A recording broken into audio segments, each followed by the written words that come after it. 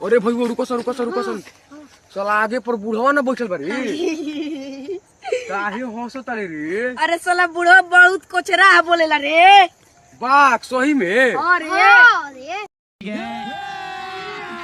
अभी मजा आएगा ना भिड़ो।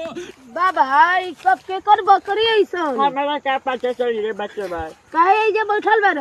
ये बकरी के हुलगा में खातिर पाछे ना हमारे खेत में कोई भेट के खा जाता है सब।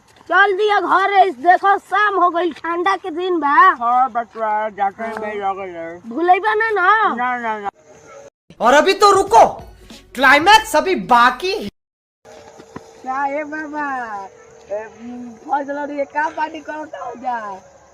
साला के बोला नहीं कि बीच में मत बोलिए बुढ़वा से, लेकिन साला बीच में बोलिए देलस। तो बताओ बाबा काम में ना बतला जा। हम बेटा बच्चा का जमाना खत्म, हम तो बिहार पे काम चल रहा है जा। चूल्ही के का बनाओ तो मुर्गा के लो कहे के मतलब लेग पीस। साला बुढ़वा बड़ी कोचरा बोला तो चलो सन चुपचाप पैसा ले रे, चलो सन चल चल। रुक रे भाई वो